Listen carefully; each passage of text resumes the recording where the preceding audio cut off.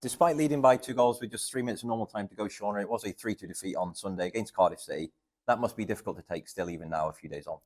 Yeah, it was really tough. We spoke after the game about tough lessons to learn, and I think that's the most brutal lesson you could possibly go through in football. To be honest, to be 2-0 up against Cardiff City when they're a week away from lifting the trophy for the league, it's a tough one to take because we did more than enough to win the game, and we said that the week before as well. But we were comfortable at 2-0 and we were dominant, and then to throw it all away with 5 minutes to go isn't acceptable, and that's something that the girls need to own now and bounce back from because we don't want a repeat of that. It seemed to be a familiar story this season against the Bluebirds in the league, despite running them close on every occasion. Your side always seemed to be on the wrong end of the result, unfortunately. Yeah, and that is tough because you've definitely seen the growth in the team. You can see that we can go toe to toe with them, and they acknowledge that as well. They're aware of that we'll push them right to the very end. But on Sunday, I think was definitely our strongest performance against them.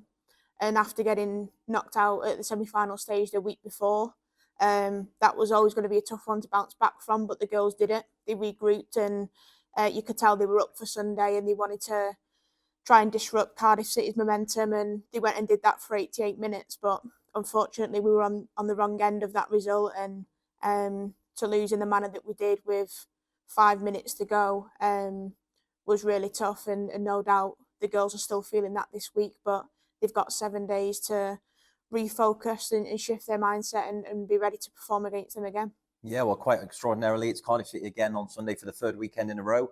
I'm sure your side will be hoping it's third time lucky this time around. Yeah, I hope so. I think, especially after the last 2 weeks, it's definitely deserved. I do think we were the more dominant team in the final, especially the first half. We created more than enough to finish and go in at half time, maybe 3-0 up, but that wasn't the case. So to lose narrowly the way that we did in a 1-0 result was tough.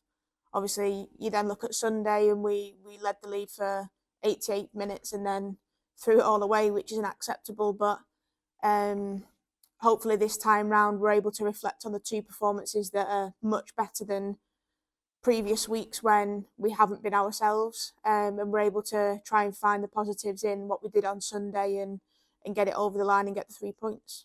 I asked you this question last week, and you said that end product in the final third would be something you'd be working on. Will that be the focus again this week in training, or will there be other areas you'd be looking at? It'll be in there for sure because even on Sunday we created more than enough to go in at half-time more than 1-0 up. I'm glad that we had the reaction that we did, and we were so forceful in the first 5 minutes, especially getting the goal within the first minute. It shows what we are capable of, and it's not the first time we've done that. So I think we know that we're capable, but it's just maintaining those standards and being a bit more clinical in front of goal because, like I said there, we learnt the hard lesson on Sunday, and it cost us because we didn't score the chances that we created, and if we did, I think we would have been way more than 2-0 up when it came to the 88th minute, and Cardiff City fought back, so it would have made it harder for them. And ultimately, I don't think it would have been possible, but I think Sunday showed that anything is possible in football, and luckily for Cardiff, they were on the right side of that. After a difficult spell of results, has it been challenging to keep player spirits high, or is the mood in the squad still pretty positive? It's always going to be tough when you're losing games. You know, it's a group that's highly competitive, and they don't want to lose. They want to win everything, and I think that's shown with the season that we've had that when we're together, it's really, really good, and when we're winning, mood in camp's certainly high. But I think you can see that the group have struggled over the last few weeks, and we're looking for those big characters now that are willing to step up and put their body on the line and be that leader that we're so desperately needing at the moment. So it's over to them really to step up and take it on Sunday. But I think on reflection, when you look at the season that we've had, it's been an absolute rollercoaster of a journey, and there's so much to be proud of. Even on Sunday, the performance that we did put in for 88 minutes was something to be proud of, and hopefully everyone else saw that and felt that too. And hopefully the players now, after a couple of days of reflection, can also see that and feel that as well. So fingers crossed for a better result on Sunday. Well, she was back in the starting lineup last weekend, and today it's been announced that Caitlin Chapman is back in the Gibraltar national squad for their upcoming Nation League game. So great to see more international recognition for players at the club. Yeah, it's a huge opportunity for Caitlin, and it was good to have her back in and around the starting 11 on Sunday. And she'll continue to get the recognition for that when it comes to international duty. So we wish her all the best with her upcoming camps and the 2 games that she'll play there.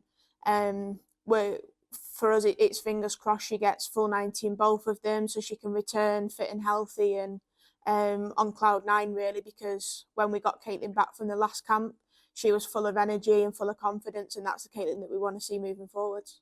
And finally, Shauna, although there are still a few games left to play, next season will be here before we know it. Have you already started making plans for pre-season and looking at potential signings? Yeah, the ball's definitely been rolling in the background since the transfer window closed. Some players started to approach and things like that, and it's always going to happen in football. It's so fast paced, and it'll in one moment it's here, the next moment it's gone. So we're ready to get the ball rolling, and we're excited for what next season has to bring, because none of us expected the season that we had this year. So to build on the back of a really successful season for us is what's exciting now, to hopefully recruit and move forwards.